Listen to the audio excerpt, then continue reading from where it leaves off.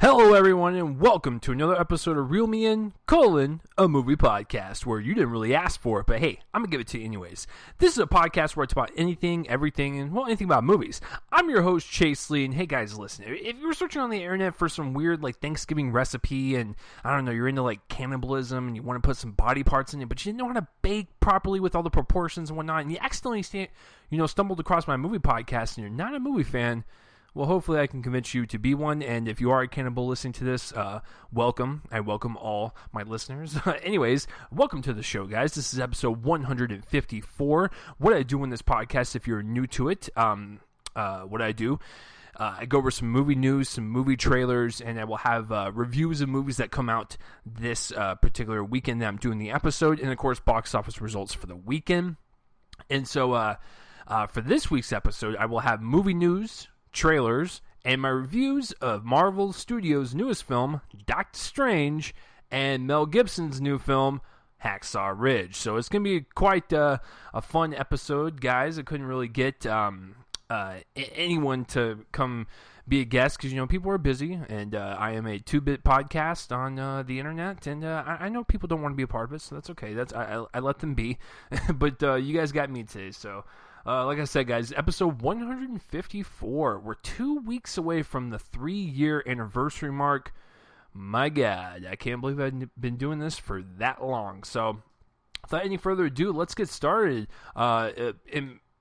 Before I begin, if you guys want to spread this around, give this a rating, comment on it, spread it around, and tell people that this is the definitive movie podcast, that would be so fucking cool of you guys. All right. So without any further ado, let's begin. Movie news here.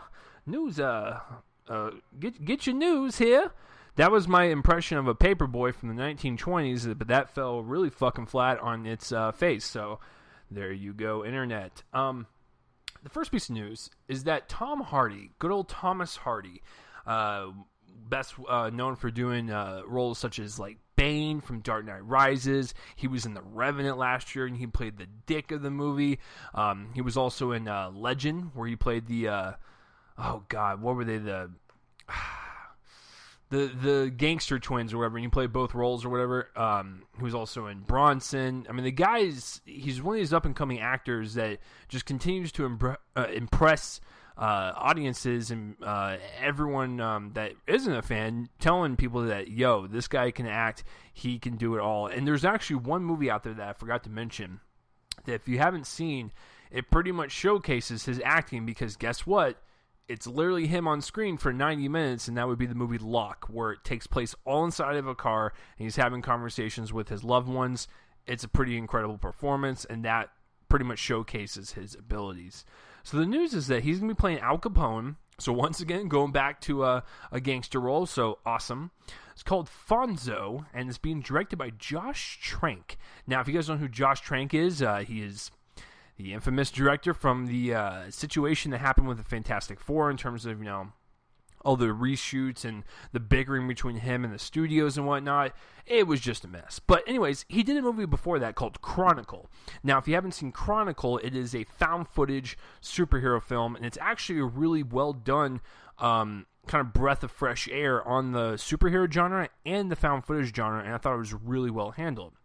So when I heard this news, I thought it was a really good idea, because Josh Trank is kind of in movie jail right now when it comes to like big studios, but he can still make small indie films and kind of get his name back out there and kind of prove to everyone why he is a director in the first place. So I think doing something kind of small like this, kind of indie, gritty, kind of like it's not going to be a big spectacle. It's going to be all character driven. I think this is a perfect move for Mr. Trank, and to get his name kind of, I guess, back on the right track, because that Fantastic Four, man, that thing took him down to the ground, and that was an awful movie. But it was the drama behind it that pretty much has blacklisted him for a while. But if he does smaller stuff like this and kind of get back on his pedigree, I think it'll work out. And I think with Tom Hardy as Al Capone, that's just an ace in the hole right there.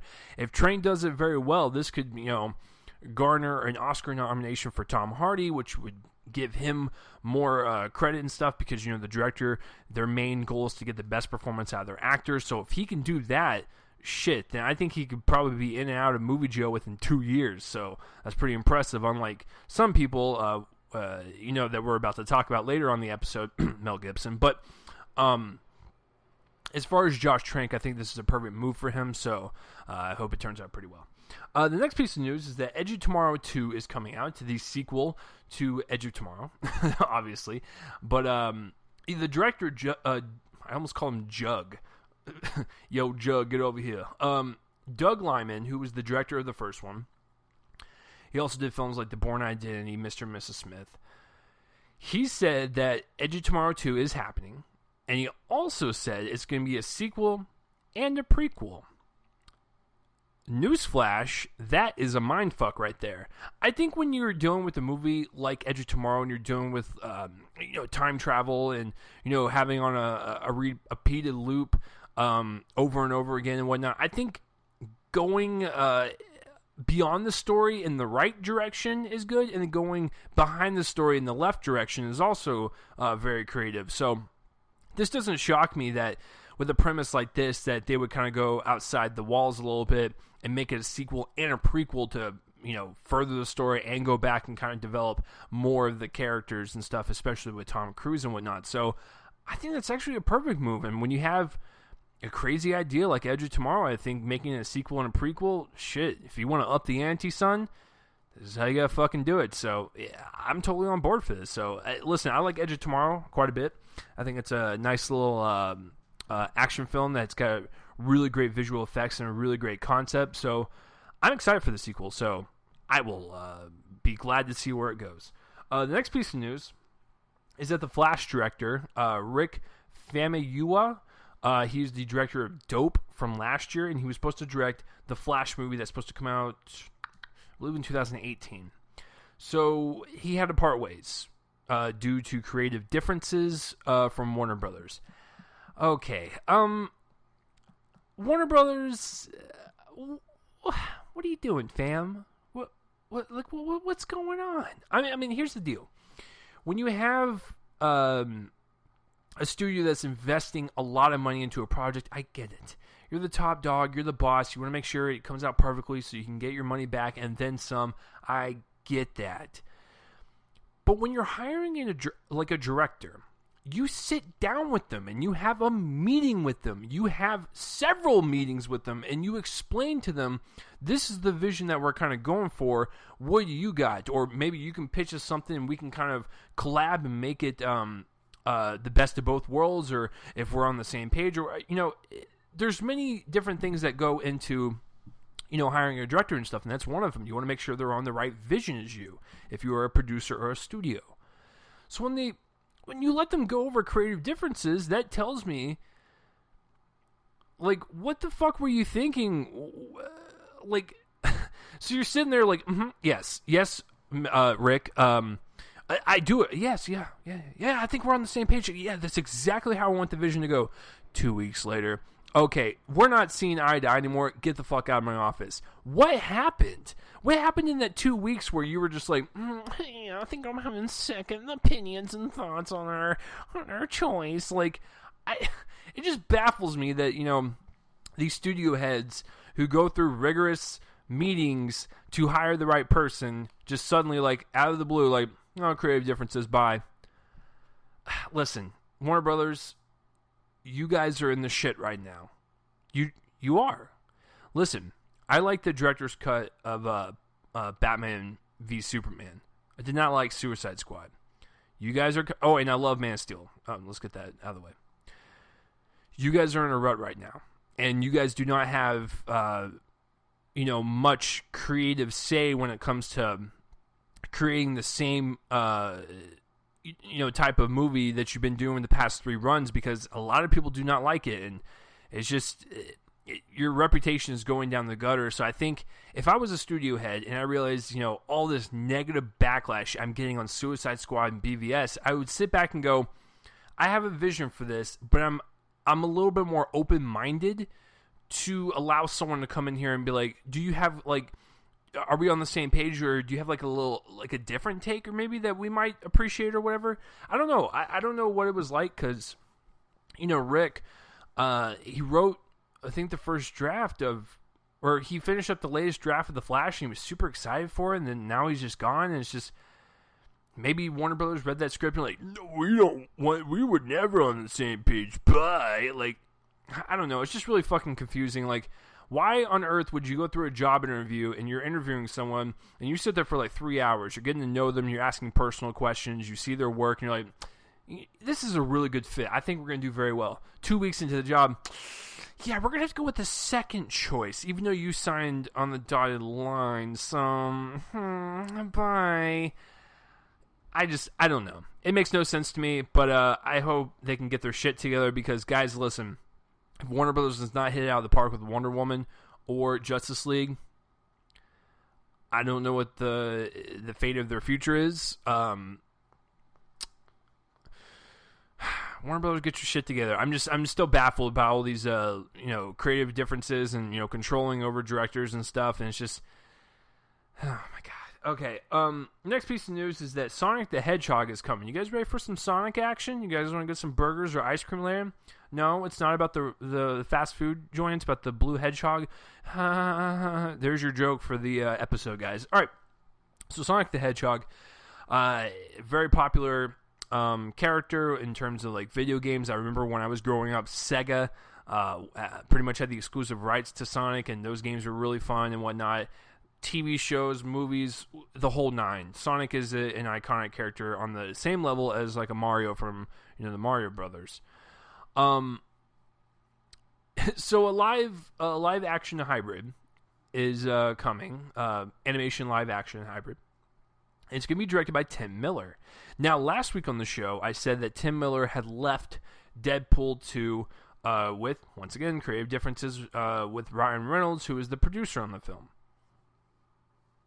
Now, he's going to do the Sonic the Hedgehog movie. Why the fuck not?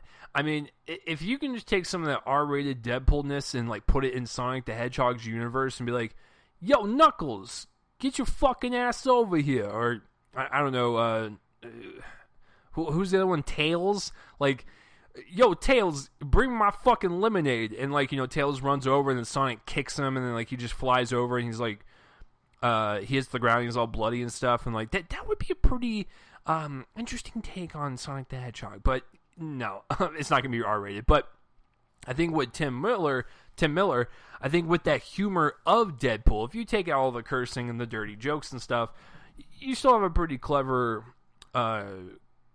hilarious movie and stuff, adding like kind of a unique style on humor and whatnot. And I think Tim Miller with Sonic the Hedgehog, I think it's an interesting choice. Now, I'd be willing to check it out as long as it doesn't come out like the Smurfs, like a big hunking pile of blue shit. Then we're gonna be in good hands. But I trust Tim Miller. He made Deadpool. I'll give it a shot. But it's just a very weird piece of news following the exit of Deadpool 2.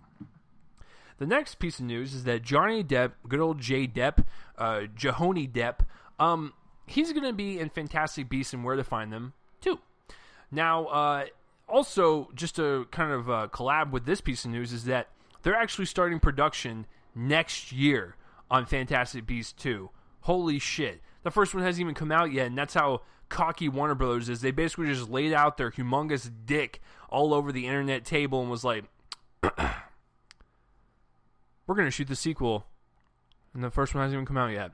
But, I mean, that just shows you the confidence right there that they know that they have a hit on their hands. And, I mean, come on. Let's be real, guys. It's Harry fucking Potter. Not Harry Potter itself, but that universe. People, including myself, whether you are a diehard movie fan or a diehard book fan of that universe, people are going to go see it. I'm going to go see it opening weekend. I want to see that shit. But having Johnny Depp join the sequel, this is also interesting. Listen, I love me some J. Depp. Johnny Depp. I think he's a very, very, very good actor. When you see movies like What's Eating Gilbert Grape or Blow, Sweeney Todd, you know that there's some brilliance in that man.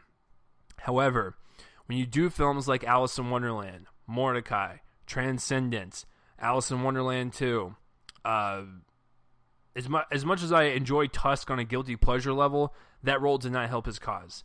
Because he was basically labeled as the guy that would go into white makeup or makeup in general and just be a fucking clown and just be like, woo, hey, Jack Sparrow, give me that rum, bitch. No, that was a line not from the movie, but if I were to make the movie, that line would be in there. But as far as Johnny Depp and Fantastic Beasts and Where to Find Them 2, I think it works, but he just needs to tone it down a little bit in terms of his theatrics. Now, it is directed by David Yates, who did the final 4 Harry Potter films and Fantastic Beasts 1.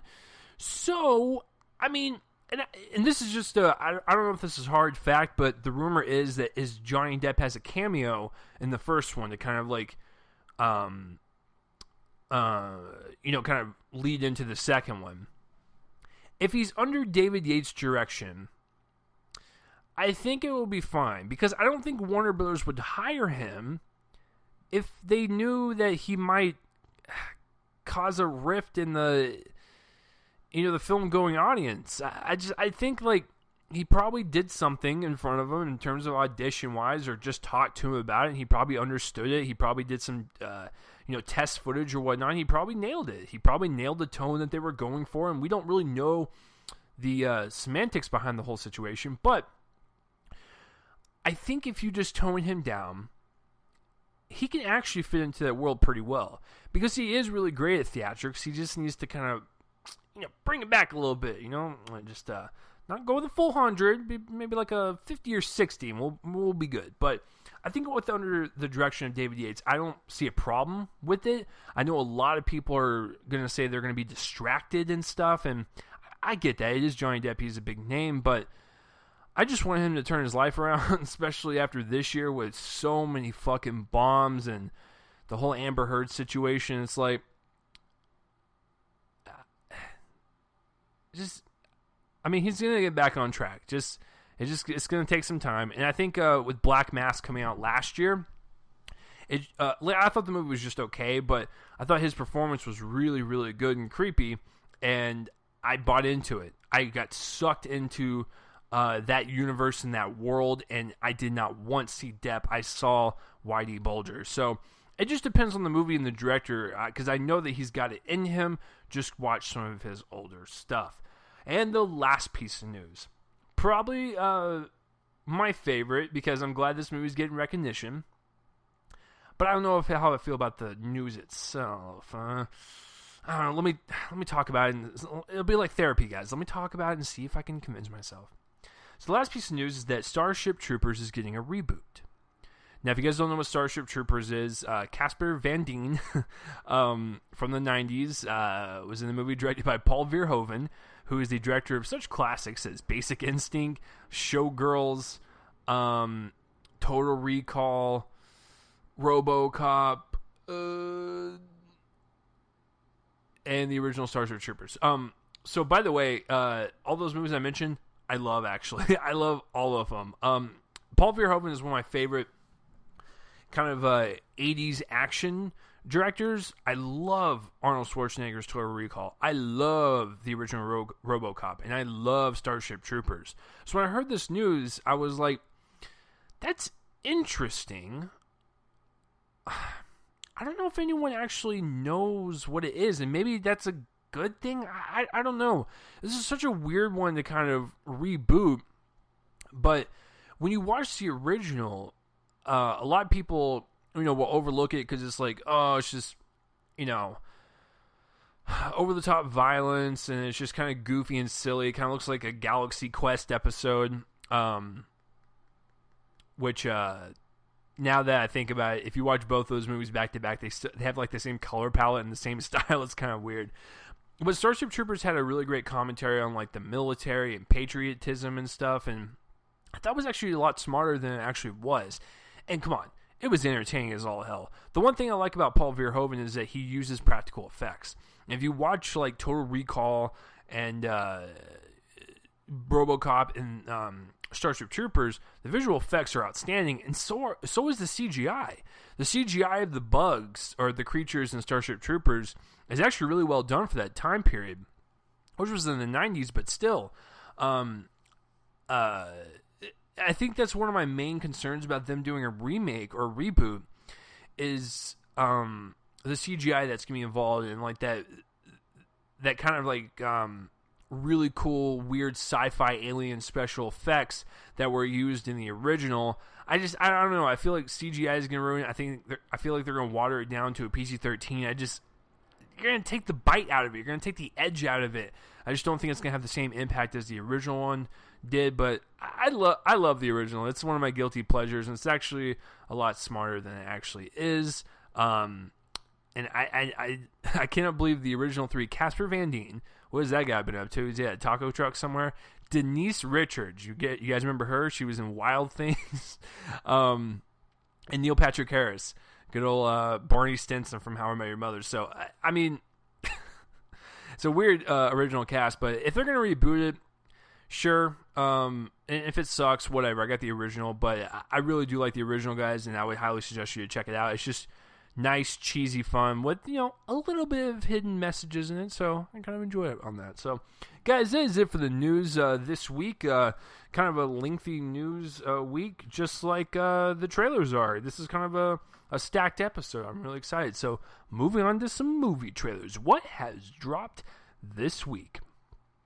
The first trailer I want to talk about is Life. This one stars Ryan Reynolds, Jake Gyllenhaal, Jakey G and Me, which is the new show I'm going to create with him and I. Basically, all you need to know is that Ryan Reynolds and Jakey G are in a spaceship. There is a life form, it's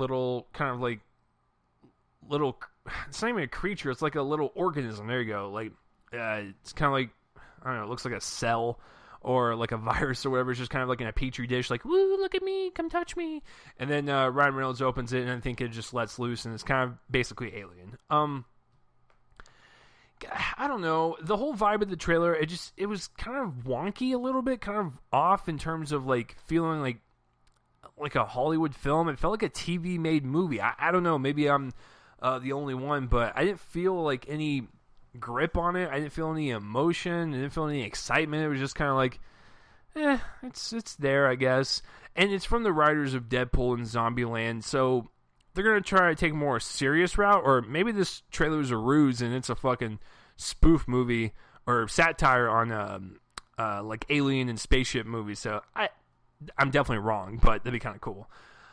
I don't know. It just didn't really appeal to me. I like Ryan and Jake a lot, but I honestly don't want to see this. It just looks like something that Sci-Fi Channel would just be like, guys, we got a new movie coming out on a Thursday night at 2 a.m., and it's Life.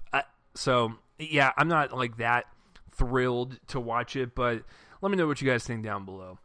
The next trailer I want to talk about, the absurdity that is XXX3, The Return of Xander Cage. Oh my god. When your trailer starts out with Vin Diesel skiing through a forest, you know that you're going to get your money's worth. Woo, this trailer. Oh, okay. As a real trailer, and you as like a real movie, like a real good dramatic, like tension-filled movie, it is not. It is B-level trash.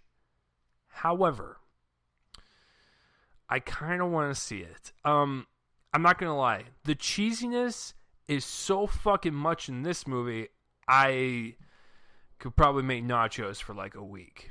And there's your second joke of the podcast. I'm going to retire next week. Every single line that was spoken out of Vin Diesel's mouth or anyone else in the movie was so fucking horrendous. It was so laughable and cheesy. I'm just like, oh my god, what are we getting ourselves into? And all the action sequences, I will say this, as ridiculous as some of them are, I kind of liked it. I kind of liked the choreography and some of the action set pieces, with whether it be the ridiculous like ride on a motorcycle, lift it up and use the back tire to kick someone in the face, or skiing through the forest and like jumping up and skiing on the side of a bus. Like I mean, it's ridiculous, but the choreography was kind of good. I kind of got like, a guilty pleasure type of feeling while watching it. So I think from like get drunk, go with your friends, see it during a matinee, so you don't give too much of it of your money, and just laugh about it. I think it could be a good time. But if you're looking for a serious movie, no. So I think from a humorous standpoint, I think it's really entertaining. So it might be like just one of those guilty pleasure movies that you just go see like when you want to go burn like an hour and a half of your life. So I kind of dig the trailer, so I'll buy the trailer. The next trailer is T2 Train Spotting 2. This is the sequel to Train Spotting starring Ewan McGregor. And this movie came out 20 years ago, I believe, about a bunch of guys addicted to some drugs, and we just kind of see them go throughout life. I remember watching the first one, and I really enjoyed the first one. I had a fun time watching it. It was really kind of thought-provoking, and I loved the characters, and I just loved hanging out with them, even though they were, they're getting high all the time.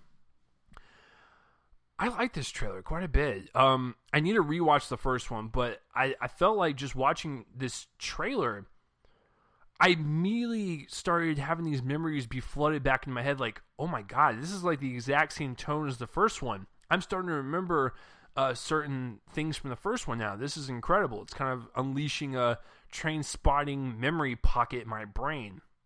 But I thought the trailer for the sequel was pretty well done. I actually really want to see it, and I do love me some Danny Boyle directed films.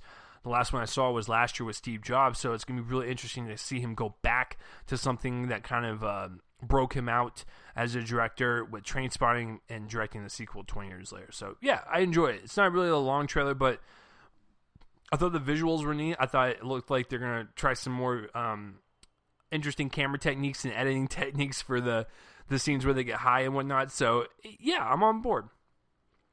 The next trailer I want to talk about is Wonder Woman. Now, this is the full-length first trailer. Now, you're probably thinking to yourself, well, what about that thing that came out in July? Well, that was more of like a Comic-Con first look exclusive. It wasn't really like a full trailer to kind of like market to people, like, average moviegoers that aren't you and me and only see like 3 movies a year, and we see like 100 or 200 a year. So, but I like this trailer quite a bit. I said this before, I'll say it again. Because I'm going to compare it to Marvel. It's going to happen, so just deal with me. It kind of reminded me of a mix of Captain America and Thor.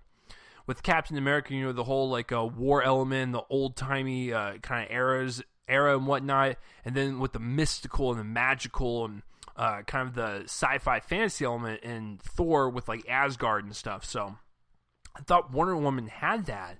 And I also really love like the sense of war and the sense of epicness that this movie is going to probably have on the island where Wonder Woman is at and stuff, because those battle scenes looked really cool. I was really kind of just drawn to them. It was just, I was watching the trailer and stuff, but once those scenes happened, I was like, damn, these are well shot and well kind of choreographed. I kind of dig it. So I love the whole vibe of it. The humor is, it doesn't feel forced. It feels just right.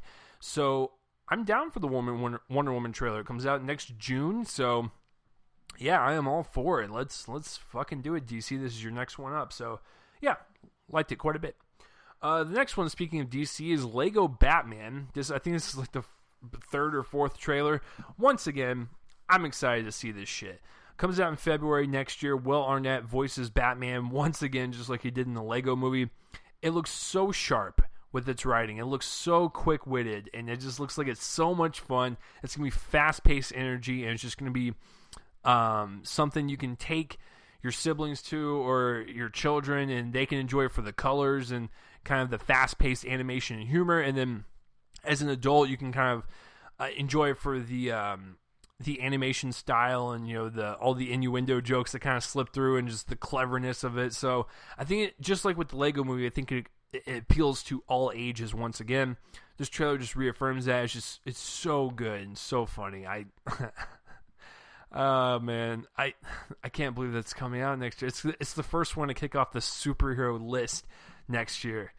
Woo, that's gonna be awesome. All right, and the last trailer. Speaking of Captain America, is Gifted. Now this one stars Chris Evans, Jenny Slate.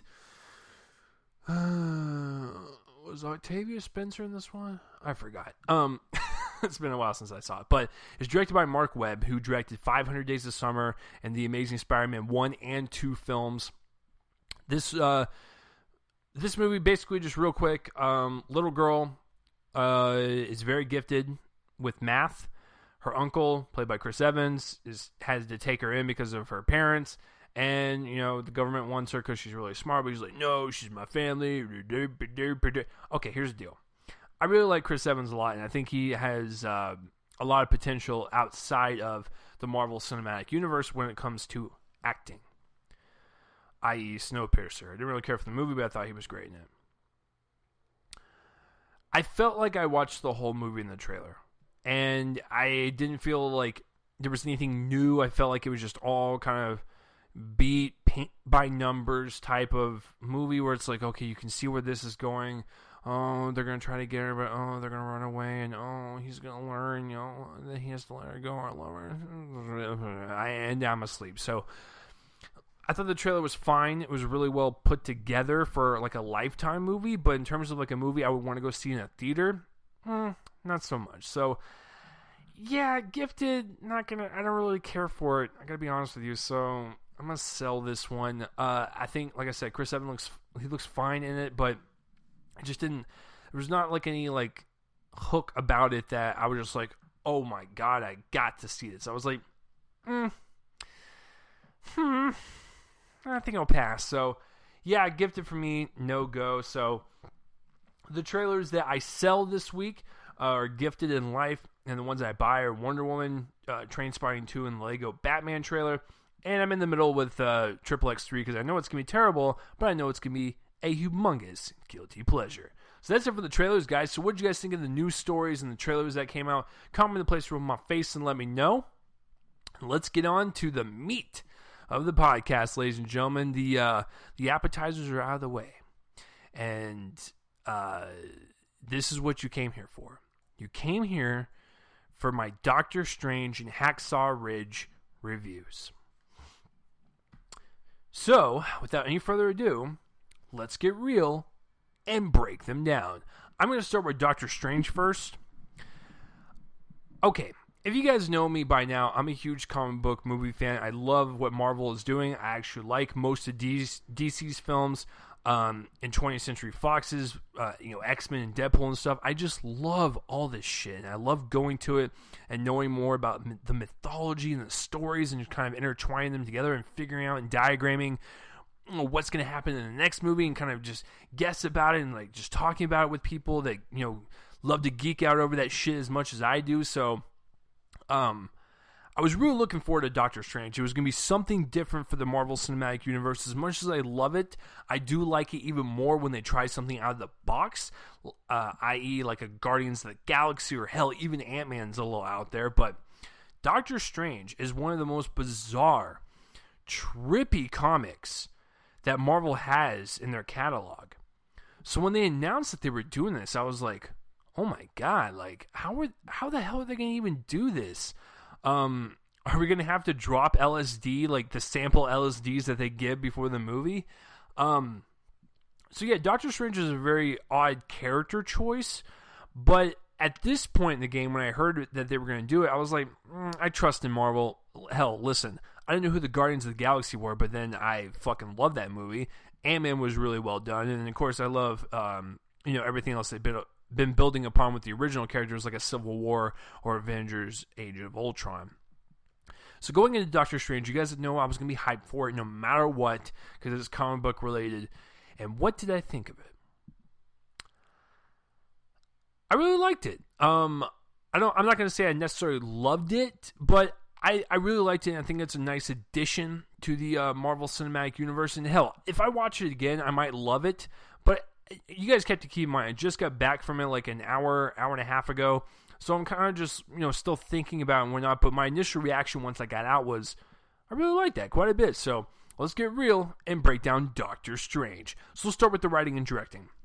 In terms of the story, it is an origin story, and I didn't feel like this one was kind of weathered out. I didn't feel like it was, tiring to get through it and kind of sludge along the origin story of Doctor Strange. I was fascinated by this world and fascinated by this character who is a doctor, a surgeon, and he gets into a car crash. His hands are wrecked. He lost all of his purpose in his world, so he has to go seek out someone else to give him purpose, either in his world or in another world. So, and then he goes to find the Ancient One, and then she gives him, or teaches him about the sorcery powers and whatnot, and how you can, jump through alternate dimensions and whatnot, and how he uses his hands to do that. And he kind of feels like he has his purpose again in the world to kind of save Earth in other dimensions from, the portals that can bring in, the dark side of stuff out there. So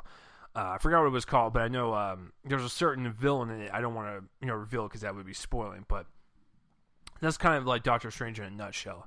But I didn't feel like the origin story was too tiring. I felt like it was just on pace, on point. Like, we literally, before the car crash, it was maybe 10 minutes of it, so that's great. We got right to it. We didn't waste any time, so we got an establishment. Hey, Doctor Strange is a neurosurgeon, and wha-bam, car fucking crashing, wha-bam, his hands are fucking ruined. He's got to go track down a person to fix it for him, so... and there lies your adventure. Then we get to see him go to the Ancient One. He starts developing his powers, and he gets the time gem, and he's got to fight Mads Mikkelsen's character, who was once a student of the Ancient One, and then he turns over to the dark side, and then a bunch of other stuff happens. But I don't want to reveal all the plot points in the story, because you guys, there's got to be a little bit of mystery there. So as far as the story goes, I was intrigued. I was fascinated by the visual tastes and elements of the film. I love the trippy, weird shit of Doctor Strange going into alternate dimensions and different universes. It was fucking bizarre, but I loved it because it fits in with the tone of that comic while still trying to be different from the Marvel Cinematic Universe, but also having tie-ins. So it was a nice blend of everything where it felt like it fit in, but it could also stand on its own as something completely different. So that's what I really appreciate about the story and the characters and stuff. If I had some negatives with the writing, a couple things. Some of the jokes felt a little too forced, and I realized that Doctor Strange, Stephen Strange himself, is an arrogant person, and he's going to have like that snarky Tony Stark type of attitude, and he's going to be very sarcastic. But I felt like sometimes the humor didn't work necessarily, and it just felt like I just really forced, and like I realized what they were trying to go for, but I didn't buy it. But I bought most of the jokes, so I will give it that. And the second thing, some of these characters that are in this film are very kind of not developed to their most potential. I enjoyed every character, and I enjoyed kind of watching them on screen and kind of portray their character, but I felt like some of them were a little underused.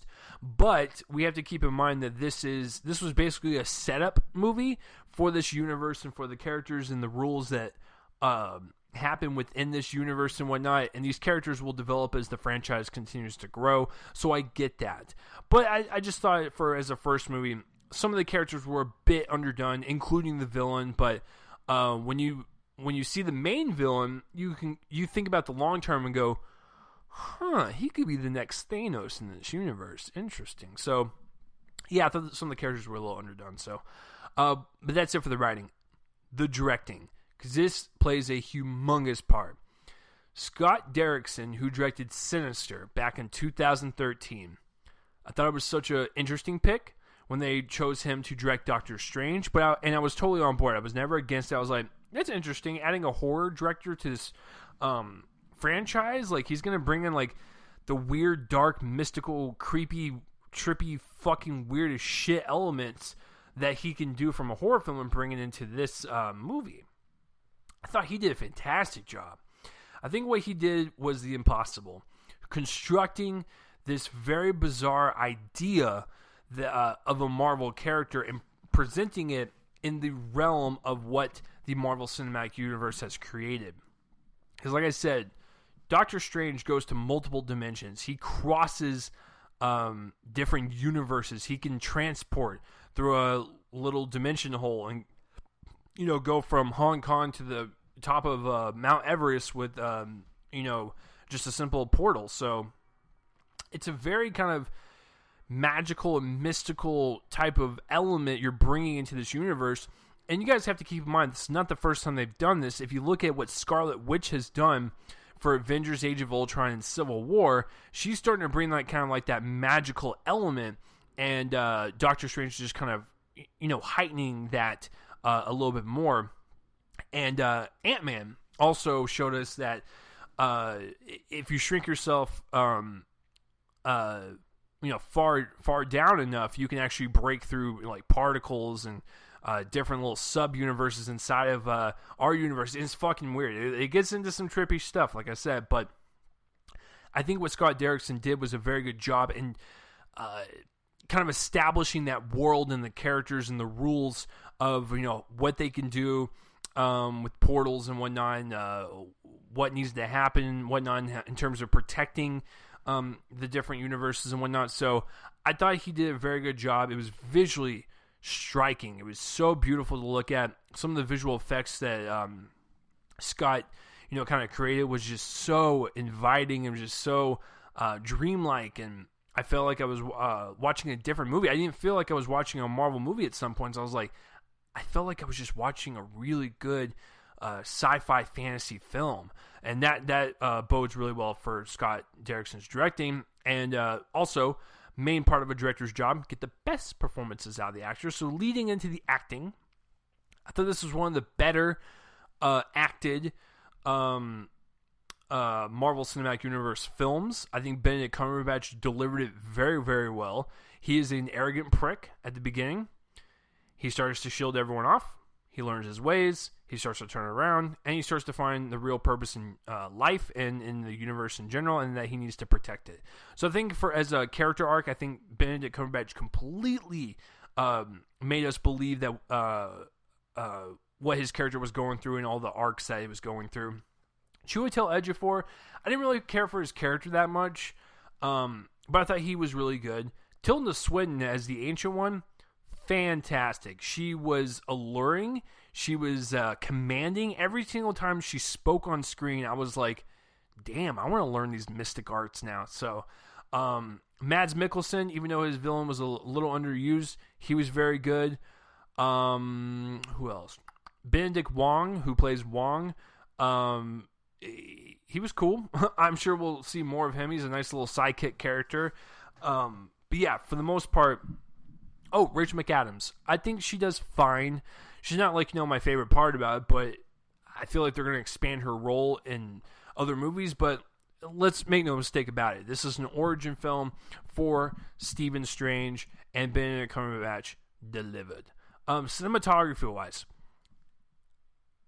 when they are not in these really weird, colorful dimensions and whatnot, it's actually just standard cinematography. I didn't really find it ooh, that was really cool shot.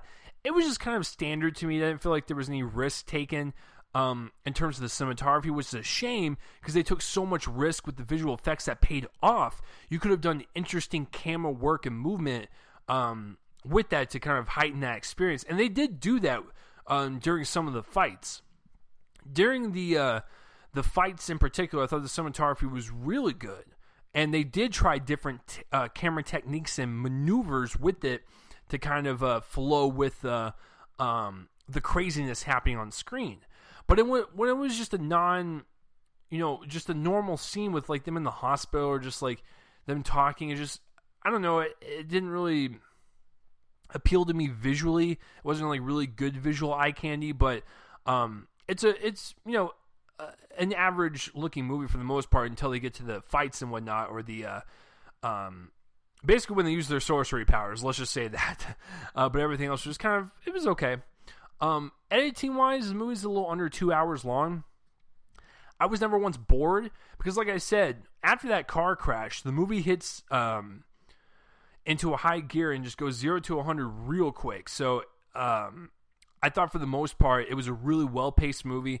Didn't feel slow, and the beginning was it was establishing the character, and well, bam, we're getting into the fucking story. Didn't waste any time there.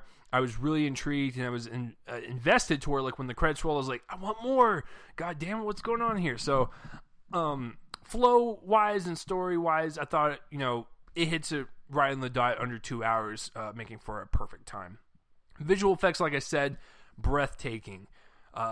Visually striking with these worlds that they go to and how they alter, like our world and whatnot. It's just so beautiful, and I can't believe they stepped up their game visual effects wise, because if this is what the Doctor Strange movie looked like, oh my god, I can't even imagine what the sequel was going to look like, what Thor Ragnarok's going to look like, what Infinity War is going to look like. They're just upping their game in terms of visual effects and making it more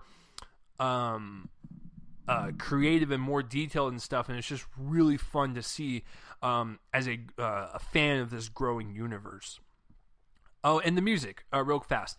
Michael Giacchino, who did Star Trek Into Darkness, he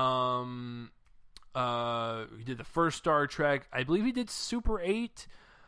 Michael Giacchino.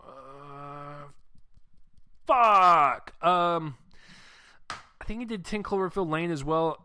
Guys, I'm blanking really bad. Anyways, he's a pretty well-known kind of modern composer. I thought the music was pretty cool, actually. It kind of mixed in like some psychedelic, like 70s guitar with like some really kind of epic orchestral music. And the weird thing was, I don't know if anyone else noticed this, since Giacchino did Into Darkness, I heard glimpses of the Star Trek theme, like the modern Star Trek. So maybe I'm just going crazy, but I thought I heard like glimpses of it. I was like, Giacchino, you little bastard, you. So, guys, overall, I really like Doctor Strange quite a bit as a standalone movie. I think it's one of their better standalone movies in a while. It is such a different film from anything that Marvel has done. I know I say that about every standalone that they've done, but just like with Guardians, how they can explore into outer space like that. Doctor Strange explores all these bizarre alternate dimensions and universes that I was like, I cannot believe I'm watching a Marvel film. It was just delivered that well. It was trippy.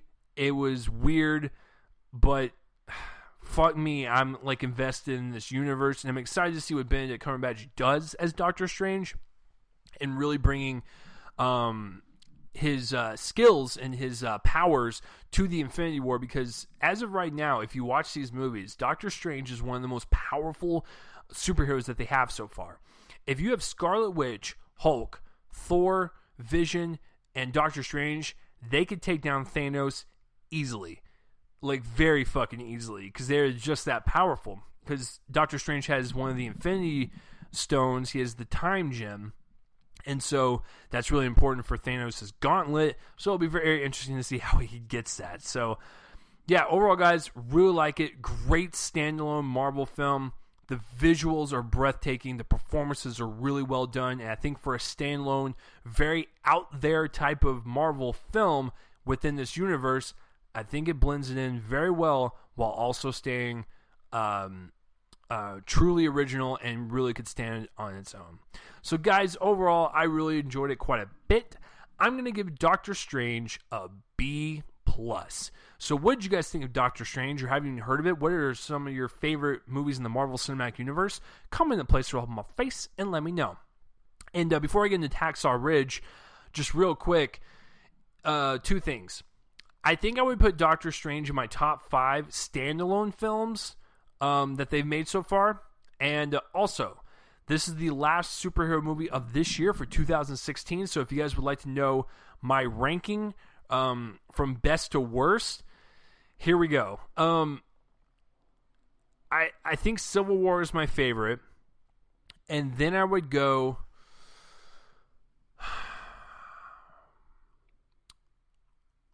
I'll go Doctor Strange below that, and then I'll go Deadpool, X-Men Apocalypse, BVS Director's Cut, And then Suicide Squad only because I dislike it, I hate it, and it has to hit the last spot. So those are my rankings for the comic book movies of 2016.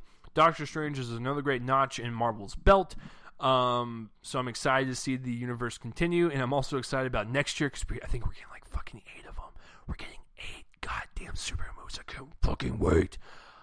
That was weird. Halloween was last week. Don't worry, I'm not possessed. It'll all be over soon. All right. So that's it for Doctor Strange. Let's move on to what I think is the better movie of the weekend. Trolls. Now, Trolls is no. Actually, you know what? I'm going to review Trolls in 5 seconds. Trolls is equivalent to a big pile of hairy, sweaty dicks. There you go. I did not like Trolls. Moving on to the other newest release is Hacksaw Ridge. Now, going into Hacksaw Ridge, I am a huge fan, which is disturbing of me to say. I'm a huge fan of World War II and anything that happened during that period. I know it's really dark and disturbing of me to say that because of what happened, but the darkest time of human history, or one of the darkest times, fascinates me more than, like, you know, good times. I don't know. I'm just a fucking weird person, but I love anything World War II or anything related to it, so I was really excited to see Hacksaw Ridge, and all the reviews I've been hearing about, like early reviews are saying like, oh my god, this is one of the best like war movies ever, and it depicts the violence and war is horrific and real. So I was super stoked at this point, and it's directed by Mel Gibson, who has done like Apocalypto and Braveheart and The Passion of the Christ. So the guy is definitely no stranger to extreme violence, but I think he does it tastefully. I never thought that Mel Gibson did it over the top or gratuitously. I always thought he did it very tastefully. So how is Hacksaw Ridge? Guys, here's a little fact about me. I love war films. Absolutely do. Schindler's List, Full Metal Jacket, Apocalypse Now. Hell, when you watch little miniseries like Band of Brothers in the Pacific, those are just a couple more examples of like the greatness that you can have within a medium with like television or film with war films. I have never seen a war film in theaters. This was my first one, and I was thinking about that as I left. I was like, I can't recall watching a war film in theaters. Oh, and I also forgot Saving Private Ryan. Now, I've seen these movies like on DVD and like home video or like TV or whatever, but I've never seen one in a theater. So I cannot believe that I popped my cherry with the Hacksaw Ridge, but guys, it was completely worth it. This is one of my favorite films of the year, and it's battling the first spot with Moonlight. Moonlight and Hacksaw Ridge are my 2 favorite movies so far this year. Hacksaw Ridge is phenomenal. So let's get real and break this down. So let's start with the writing and directing. In terms of the writing, the first half, people look at it as a very cliched type of war film. We have someone, he's in a family. The family doesn't want him to be enlisted. He finds someone. He wants to marry her, yada, yada. I'm going to go to war. I'm going to come back for you, babe. We're going to get married. Woo! Like, very standard stuff. And then the second half is some of the most visceral, brutal, bloody, graphic war imagery I have ever seen on screen. And it really kind of shifts in tone. Because, like, the first half is, Andrew Garfield, and he's very, like, he's a good, a very happy dude. And, like, he's just, like, very optimistic. He's like very polite to people, and it's just the town is very happy and glowy and stuff, and it's like good old homemade America back in the day, back in the 40s. So and then when they get to war, it's like hell. It's like a fucking nightmare, and I love that shift because when these people are being enlisted and they're wanting to join the draft and they're signing up for it, they don't really know what they're getting themselves into. But when they finally get there, they see the horrific nature that war causes, And that's what I love about the story that's constructed. Yeah, a lot of people might look at the first half as cliched. That doesn't fucking bother me. I thought it was delivered very, very well and constructed very well in terms of the characters and building up these relationships between these people and the main character that you want to love as the movie progresses. If you guys don't know the story of Hacksaw Ridge, Desmond Doss was a medic in World War II who fought on Hacksaw Ridge. But the thing about this guy is that he never picked up a gun. He was of the religious belief that no man shall, kill, even in war. He wanted to help people, and there was even a really great line in the movie, like, this world is tearing itself apart. I want to be someone that can try to put it back together a little bit. I mean, it wasn't that line, and it was something like that, but it was definitely better delivered than what I fucking did. And the Oscar goes to not Chase.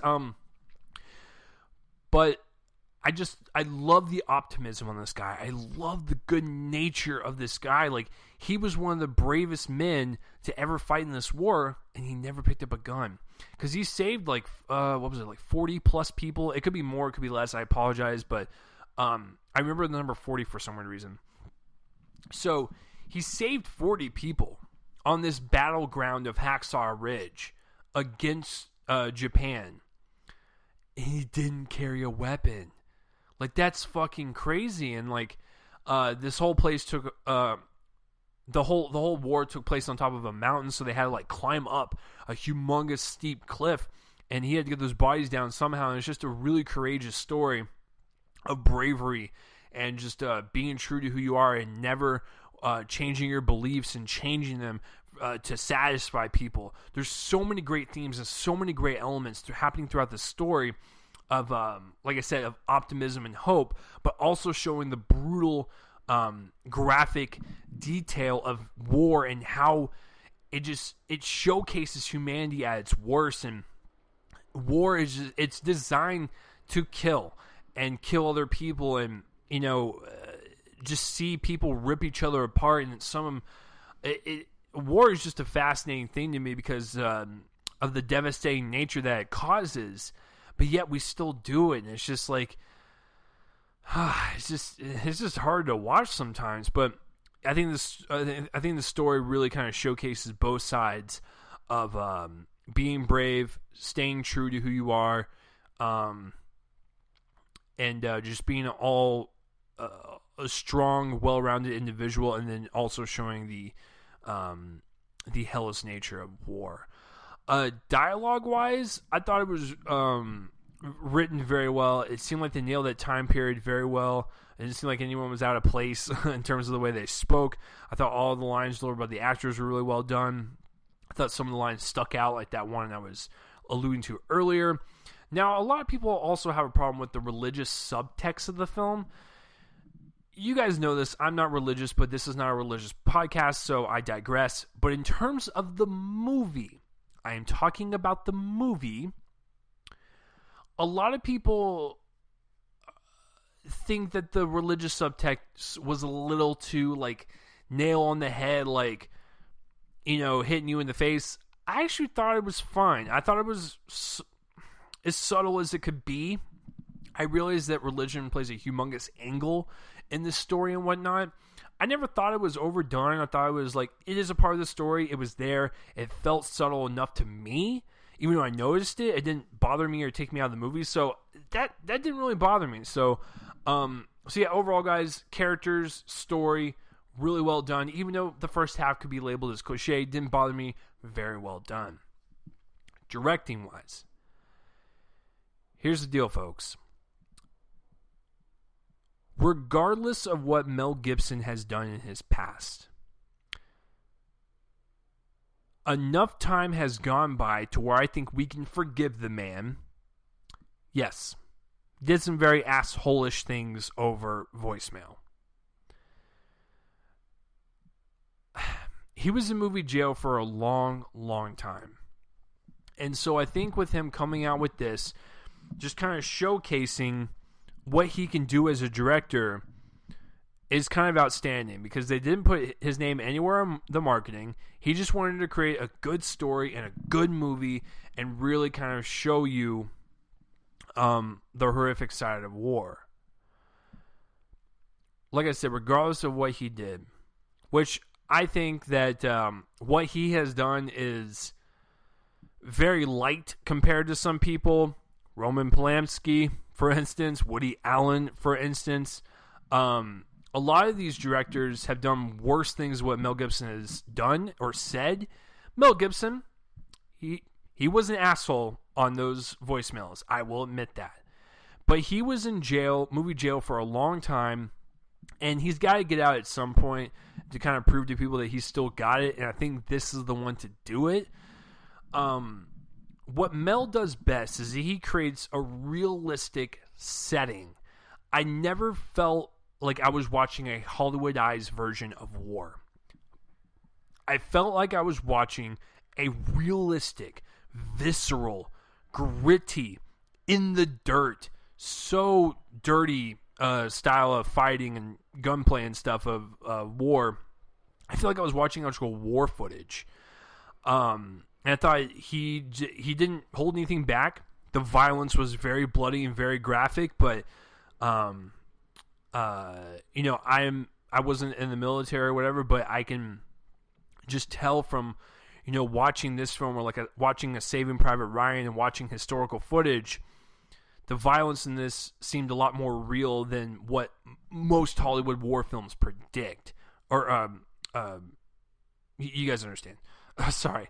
But I thought the overall direction and the emotional intensity of Gibson is pouring out of this movie.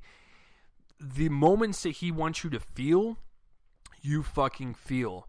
The moments that you want to feel shocked and disgusted, he makes you feel that. The moments that you want to feel, you know, love and tenderness from the relationships, it's there. Every single emotional point is there, and it's constructed so well. It's like a fucking symphony. It was so beautiful to watch in terms of the way how the story was constructed and the characters that enveloped it and the acting and just everything about it just all came together and was delivered so well by Gibson. Now, a lot of people have a problem with the violence and how it is very graphic and very borderline almost over the top. I don't think that was his intention, because the whole point of the main character, Desmond Doss, is that he never picked up a gun. He doesn't believe in violence. So when you have that first half of his beliefs and they're super strong and in the ground, he is not moving. He does not want to pick up a gun because he thinks violence is barbaric and is not the way to do it. I think showing that extremely graphic side of war is a perfect contrast to what Desmond Doss believes. Because what he believes is very bizarre to some people. And they might look at him and be like, well, what if someone's attacking you? What are you going to do? And I think showing how bloody and brutal war can get is a brilliant contrast to what Desmond Doss believes, and showing the reality of what it is. Because the reality of war is not pretty, folks. It is some of the most dark, disturbing marks of history that we have amongst our human race. So I think him showing the brutality of it in contrast to what Desmond Doss believes was really well told and really well handled. So Gibson, my hat's off to you. You made a good fucking film. I really want to see this again. Acting wise, director's main job, yes, to construct the story, make it as best as possible, but also get the best performances out of the actors. This is some of the best acting I've seen all year. Andrew Garfield was so good. So fucking good. I love, like I said, the optimistic nature of his character. I love the fact that this guy was a good-hearted soul, even after he got the shit kicked out of in basic training because he wouldn't pick up a rifle. But then people at the end of the movie realized that, yo, this guy was actually one of the bravest amongst all the men. And so, yeah, Andrew Garfield, fantastic. I wouldn't be surprised if he didn't get a nomination. Hugo fucking Weaving stole the movie from me. Where has this guy been? I'm serious. I have not seen a movie with him in a long time. I'm going to be honest, it's probably Captain America: The First Avenger, where he played Red Skull. Hugo Weaving was so good as his character. I believed I was watching this damaged alcoholic who was going through so much PTSD from losing his friends in a previous war, and how he has to deal with that burden every single day and it affects his home life. I believed it. I loved all the moments that he had on screen. He commanded it. He stole the scene away. Hugo Weaving was the best part about this movie. And the rest of the supporting cast is really well done too. Teresa Palmer, not a huge fan of her. She was pretty good in this one. Vince Vaughn, I'm really glad that he's starting to do more dramas now, because I actually think he's a really good actor. So it's nice to see him take on different roles. And I thought he was really good as the sergeant of the training academy for the people. Who else? Luke Bracey, isn't it? I have never seen that kid in my life, even though he was in the Point Break remake last year. He was really good. I love his chemistry with him and Andrew Garfield, even though they had different beliefs in the movie. But you can tell they were, they deep down, kind of understood each other on a friend level. Who else? That's about it. That's all I can really recall. I think everyone across the board, no doubt about it, does a fantastic job. Hugo Weaving needs to get a nomination for supporting actor, and Andrew Garfield should get one for best actor. Everyone is just that damn good. And there's even a couple of points in the movie where Andrew Garfield gets super mad and breaks down, and he feels like his beliefs are shattered, and it's a heartbreaking scene, and you can see the pain in his eyes and the look on his face, and you're like, this is what acting is all about. It's in the eyes. It's subtle movements on your face, and you don't have to overact to convey what you're feeling. It's all in the look. So, yeah, good stuff, guys, all around. Cinematography, breathtaking. I loved all the war scenes. It was just outstanding to watch. Like, it was outstanding and amazing, but disturbingly graphic at the same time, because like I said, Mel Gibson did not shy away from the blood and guts, but the cinematography painted it out to be like this beautiful painting of war and whatnot. There was even a few shots where it's just really kind of haunting to look at, and you're like, damn, like that. I just can't believe that war can get this ugly.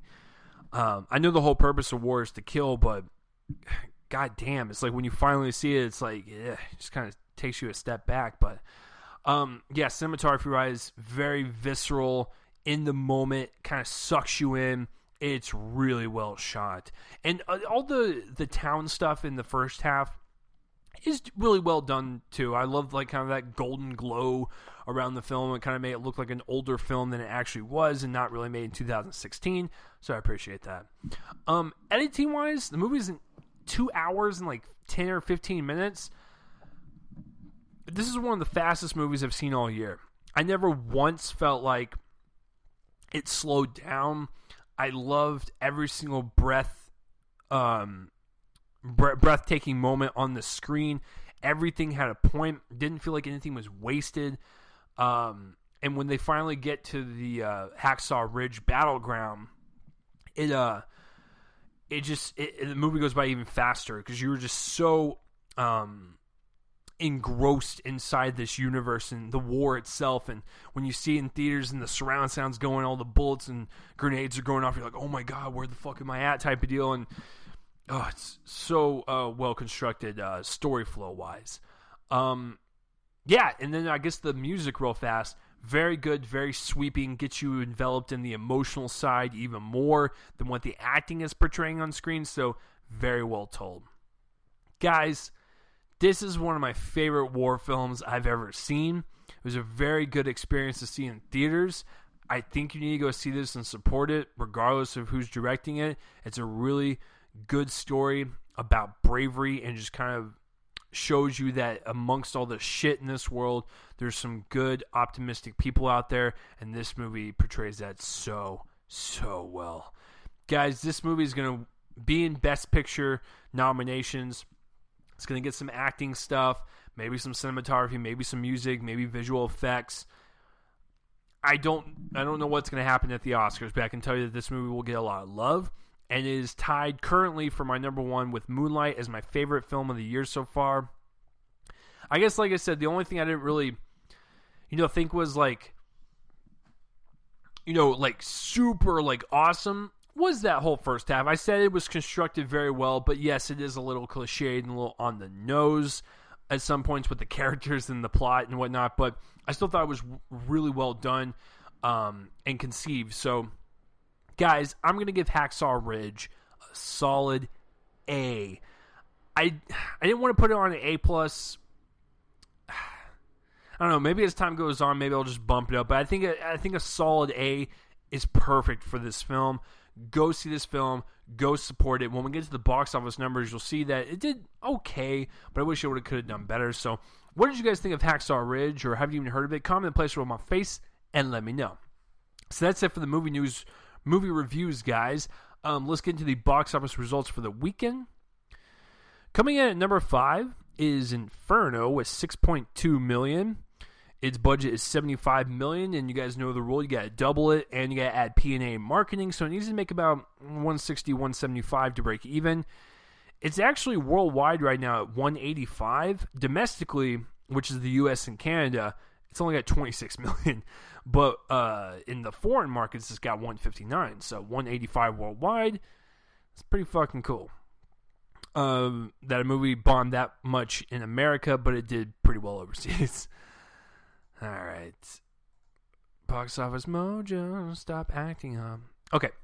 Number 4 is Boo! A Madea Halloween with $7.8 million. Its budget is $20 million, so with P&A marketing and doubling that, I'm going to say about $50 million to break even. Guys, it's already made $65 million worldwide, so Tyler Perry's doing just fine. He's going to go buy another car. All right. Next up. Oh my god, my internet, guys, it's just fucking. All right. The top 3 are actually the all 3 newest releases for the week, which is awesome to see, except for Trolls. But whatever, kids probably liked it. Number 3 is Hacksaw Ridge with $14.7 million. Its budget is unknown and it doesn't have any worldwide numbers, but 14.7. Come on, guys, go support that movie. I think you would really like it if you love war films and love inspirational stories. This is not one to miss. Desmond Doss was a true American hero. So Hacksaw Ridge, number 3, 14.7. Number 2 is Trolls with $45.6 million. Jesus Christ. Its budget is $125 million, so doubling that and P&A marketing, I'm going to say damn near $300 million to break even. I feel like it spent a lot more on advertising and marketing than it probably should have, so I'm just going to say a nice conservative number at $300 million, and worldwide it's at $150, so Moana comes out in a couple weeks, so it's about to fucking slay and destroy it. Sure. I really hope it doesn't do well, actually. Number 1, of course, is Doctor Strange. $85.9 million. I'm just going to say 80 or 84.9. I'm going to say 85 because rounding up, kids, that's what you should do in life. Now, this movie released overseas last week, so it's been out in overseas for 2 weeks now, and this is the first week in the States. Its budget is $165, so doubling that, we're looking at $230. Wait, what am I? $330. Wait, hold on. Is that right?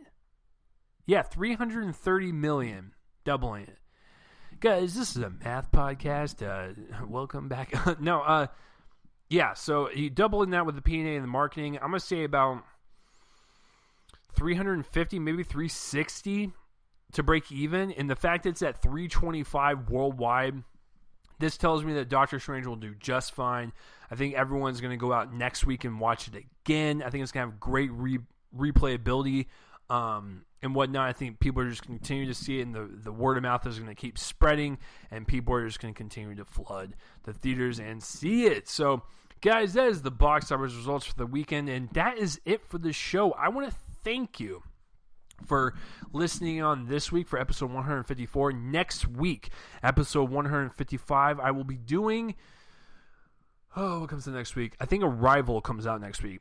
So I think the whole episode will revolve around Arrival. So I can't wait to talk about that Denis Villeneuve alien sci-fi film. It's going to be great.